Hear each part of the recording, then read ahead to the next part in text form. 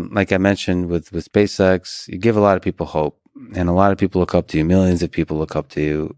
If we think about young people in high school, maybe in college, what advice would you give to them about if they want to try to do something big in this world, they want to really have a big positive impact? What advice would you give them about their career, maybe about life in general? Try to be useful. Do things that are useful to your fellow human beings, to the world. It's very hard to be useful. Very hard. Are you contributing more than you consume? Can you try to have a positive net contribution to society? I think that's the thing to aim for. Not to try to be sort of a leader just for the sake of being a leader or whatever. A lot of the time, the people you want as leaders are the people who don't want to be leaders. So, if you can live a useful life, that is a good life, a life worth having lived. And like I said, I would encourage people to use the mental tools of physics and apply them broadly in life. They are the best tools. When you think about education and self-education, what do you recommend? So there's the university, there's self-study, there is hands-on, sort of finding a company or a place or a set of people that do the thing you're passionate about and joining them as early as possible. There's taking a road trip across Europe for a few years and writing some poetry. Which trajectory do you suggest? In terms of learning about how you can become useful, as you mentioned, how you can have the most positive impact.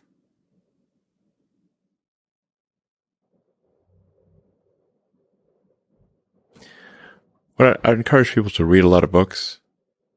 Just read, basically try to ingest as much information as you can, and try to also just develop a good general knowledge.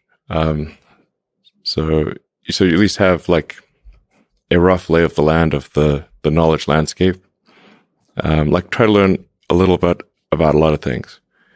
Because you might not know what you're really interested in. How would you know what you're really interested in if you at least aren't like doing a peripheral exploration of broadly of the knowledge landscape?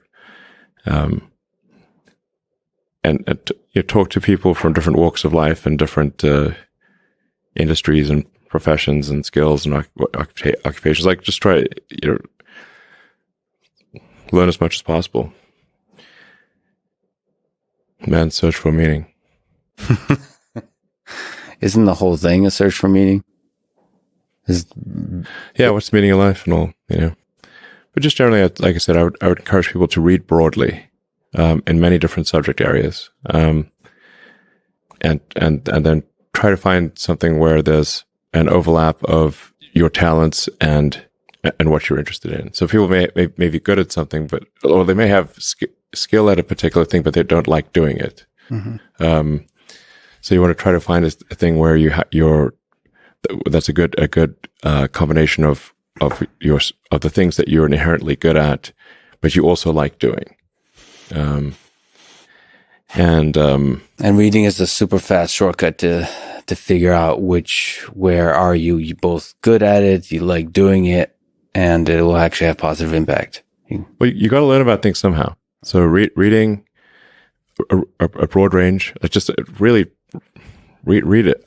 At one point when I was a kid, I read through the encyclopedia. So that was pretty helpful. And there are also things I didn't even know existed. A lot, so obviously. And it's like as broad as it gets. Encyclopedias were digestible, I think, 40 years ago. Maybe read through the condensed version of the Encyclopedia Britannica. I'd recommend that. You can always skip subjects where you read a few paragraphs and you know you're not interested, just jump to the next one. So read the encyclopedia or skim through it. And but I put a lot of stock and certainly have a lot of respect for someone who puts in an honest day's work to do useful things, and just generally to have like not a zero sum mindset, or like have more of a grow the pie mindset. Like if you sort of say like when I see people like perhaps including some very smart people kind of taking an attitude of like doing things that seem like morally questionable, it's often because they have at a base sort of axiomatic level a zero sum mindset, and they, without realizing it, they don't realize they have a zero sum mindset, or at least they don't realize it consciously. And so if you have a zero sum mindset, then the only way to get ahead is by taking things from others. If it's like if the pie is fixed, then the only way to have more pie is to take someone else's pie. But this is false. Like obviously the pie has grown dramatically over time, the economic pie. So in reality, you can have so overuse this analogy. You can have there's a lot of pie. Yeah, pie is not fixed. Yes. So you really want to make sure you're not operating without realizing it from a zero sum mindset, where the only way to get ahead is to take things from others. Then that's going to result in you trying to take things from others, which is not good. It's much better to work on adding to the economic pie. Maybe, so creating, like I said, creating more than you consume, doing more than you, So that's a big deal. I think there's like a fair number of people in finance that do have a bit of a zero sum mindset. I mean, it's all walks of life. I've seen that. One of the reasons Rogan inspires me is he celebrates others a lot. There's not creating a constant competition. Like there's a scarcity of resources. And what happens when you celebrate others and you promote others, the ideas of others, it actually grows that pie. I mean, the resources become less scarce. Mm-hmm. And that applies in a lot of kinds of domains. It applies in academia, where a lot of people are see some funding for academic research as zero sum. And it is not. If you celebrate each other, if you get everybody to be excited about AI, about physics, about mathematics, I think there'll be more and more funding, and I think everybody wins. Yeah, that applies, I think, broadly. Yeah.